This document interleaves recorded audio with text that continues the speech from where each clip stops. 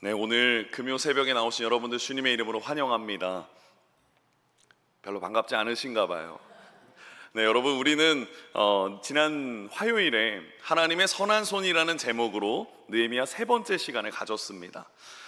첫 번째로는 하나님은 하나님의 사람들이 하나님의 때를 기다리게 하신다라는 소주제로 함께 나눴습니다. 또 두 번째는 하나님께서는 하나님이 주신 기회를 분별하도록 하나님의 사람에게 알맞게 그 상황을 알려주신다, 그것을 함께 나눴습니다. 그래서 느헤미야는 왕 앞에서 전혀 내색하지 않고 솔직하고 정직하게 아뢰었습니다. 자신의 계획과 그리고 조상들의 예루살렘들을 회복하기를 원하면서요. 그러면서 느헤미야가 마지막 8절 말씀에 이렇게 고백했습니다. 우리 함께 합독하겠습니다. 내 하나님의 선한 손이 나를 도우심으로 왕이 허락하고. 느헤미야는 철저하게 준비하고 4개월 동안 열심히 기도했으나 그 모든 성공의 시작, 그 모든 성공의 열쇠는 하나님의 손길이었음을 고백합니다. 오직 하나님의 선하신 손길, 그것이 느헤미야의 고백이었습니다.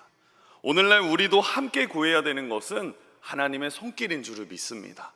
교회를 더 교회답게 만드시고 우리 공동체를 더 아름답게 하시고 우리를 말씀 앞으로 이끄시는 하나님의 손길을 구하는 저와 여러분이 되기를 주님의 이름으로 축복합니다. 오늘 말씀의 제목, 그리고 느헤미야의 네 번째 시간으로 이렇게 정했습니다. 우리 함께 제목을 읽어보겠습니다. 말씀으로 공동체를 일으키시는 하나님. 그렇습니다. 오늘 이 제목을, 본문을 크게 세 가지로 나눌 수 있는데요, 첫 번째는 야간 시찰이고, 두 번째는 설교 사역이고, 세 번째는 결별 선언입니다. 여러분, 오늘 이 세 부분으로 나누면서 오늘 말씀을 살펴보려고 합니다. 첫 번째는 느헤미야의 야간 시찰입니다. 느헤미야는 이제 예루살렘에 도착했습니다. 그리고 3일 동안 짐을 정리하기 시작합니다. 왜냐하면 왕의 술관원이라는 직책을 내려놓고 바벨론에서 예루살렘까지의 거리가 약 한 4개월 동안 걸어가야 되는 거리였기 때문입니다. 그래서 느헤미야는 3일 동안 피로도 풀고 현지도 적응해야 됐지만 우리는 이미 1장부터 살펴보지 않았습니까? 느헤미야는 항상 기도하면서 준비하는 사람이었습니다. 그래서 이 쉬는 3일 동안에도 느헤미야는 아마 기도했을 것입니다. 그 부분이 12절에서 이렇게 드러납니다. 12절 말씀, 우리 빨간색 부분만 함께 합독하겠습니다. 내 하나님께서 예루살렘을 위해 무엇을 할 것인지 내 마음에 주신 것을 내가 아무에게도 말하지 아니하고. 그렇습니다. 하나님이 느헤미야에게 감화하셨던 내용, 즉 하나님께서 느헤미야에게 마음에 주신 그 예루살렘의 회복에 대한 계획을 느헤미야는 아마 계속해서 3일 동안, 아니 그 걸어오는 4개월의 기간 동안에도 계속 기도하면서 고민했을 것입니다. 어떻게 해야 유다 백성들을 설득시킬 수 있을까? 어떻게 해야 이 일에 모두가 다 한마음으로 함께 할 수 있을까? 어떻게 해야 대적들을 대적하고 대처할 수 있을까? 아마 느헤미야의 머릿속엔 열심히 고민하고 여러 고민의 흔적들이 이 12절 앞부분에 나와 있습니다. 그런데 느헤미야는 고민만 하지 않았습니다.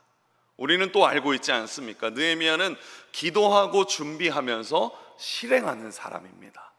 12절 마지막 부분에 이렇게 말합니다. 밤에 일어나 몇몇 사람과 함께 나갈새 내가 탄 짐승 외에는 다른 짐승이 없더라.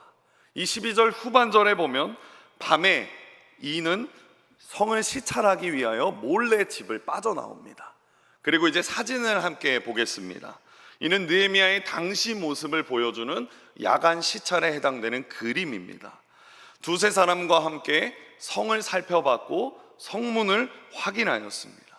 달빛에 의존하기도 하고 또 횃불에 의존하기도 하면서 성벽을 돌아봤고 자신이 귀로 들었던 그 모든 내용을 자신의 두 눈으로 확인하는 부분이었습니다.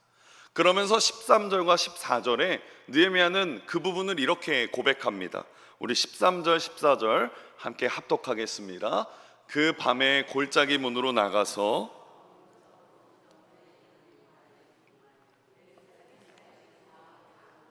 성문은 불탔더라. 앞으로 나아가 샘문과 왕의 못에 이르러서는 탄 짐승이 지나갈 곳이 없는지라. 이 14절에 보면 성의 어떤 부분은 내가 타고 간 이 말이든 이 짐승이 지나갈 수 없을 정도로 심하게 파괴되었다라고 말합니다.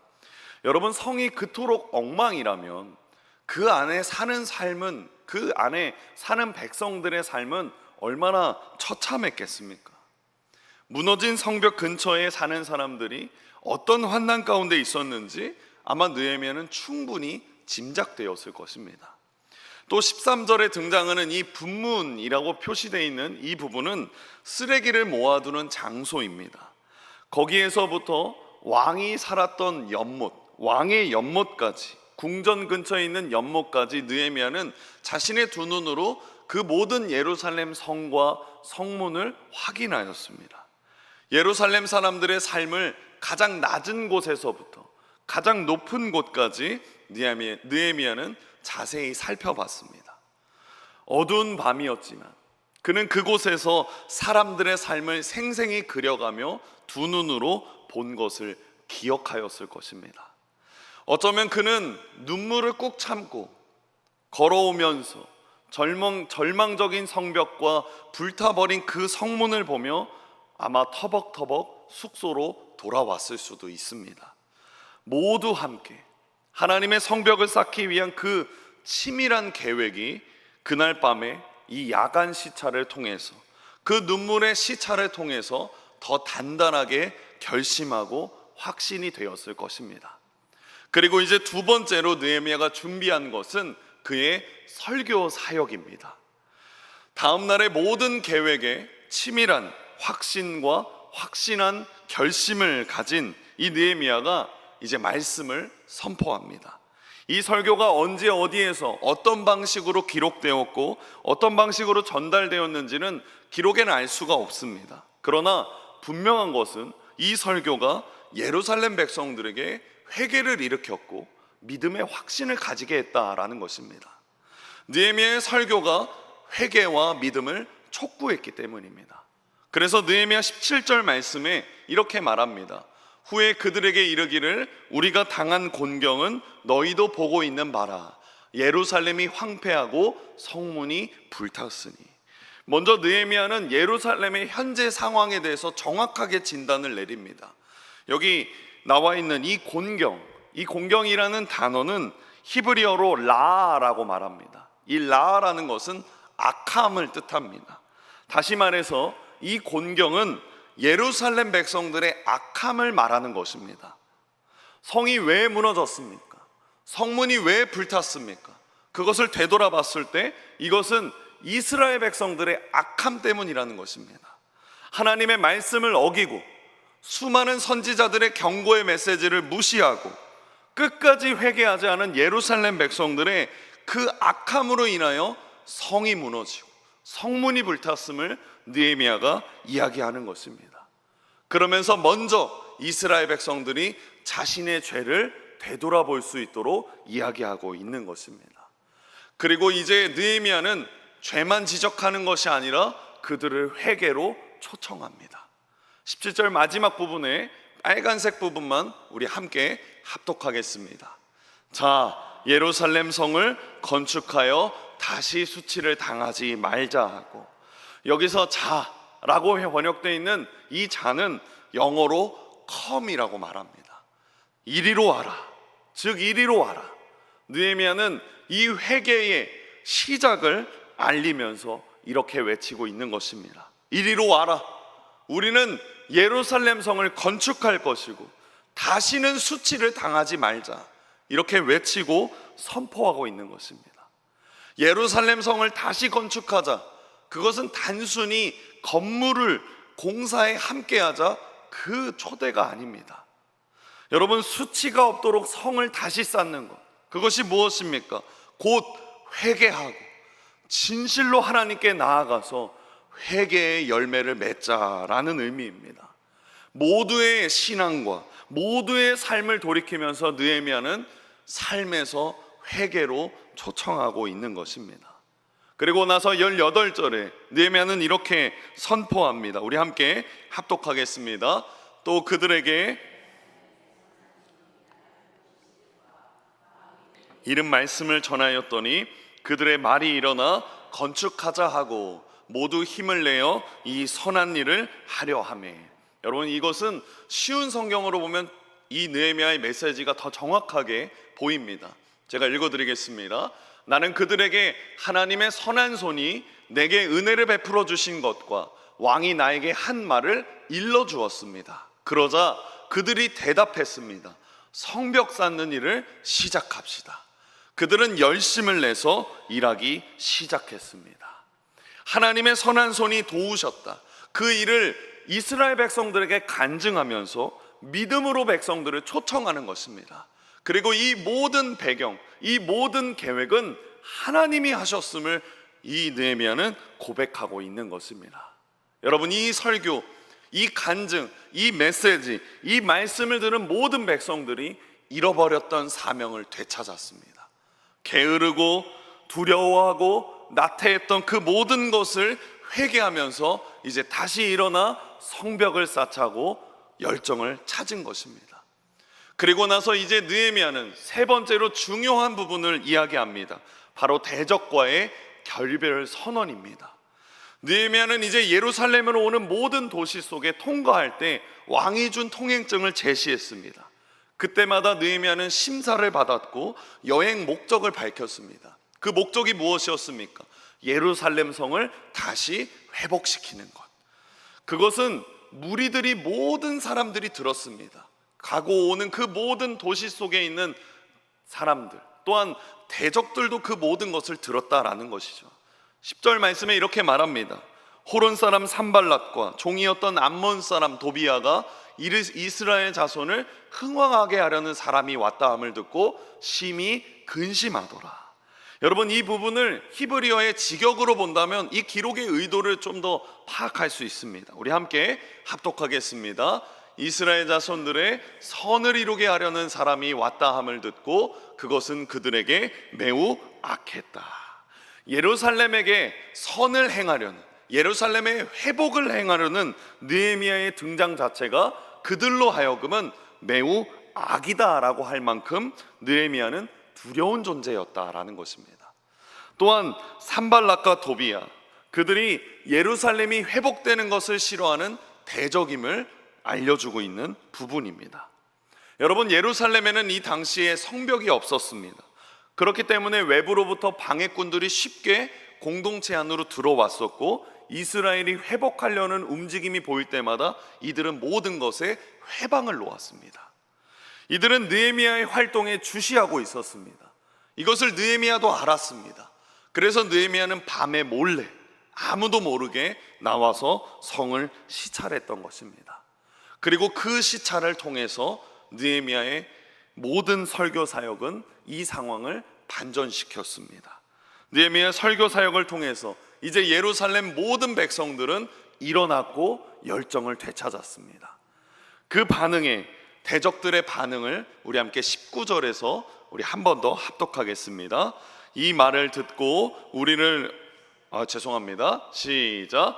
호론 사람 산발랏과 종이었던 암몬 사람 도비야와 아라비아 사람 게셈이 이 말을 듣고 우리를 업신여기고 우리를 비웃어 이르되 너희가 하는 일이 무엇이냐? 그렇습니다. 그들은 비아냥거렸습니다. 그러나 이제 회복하고 열정을 되찾은 이스라엘 백성들은 그 비아냥에 흔들리지 않습니다. 오히려 느헤미야는 이제 공식적으로 그들에게 이렇게 결별을 선포합니다. 20절 말씀입니다.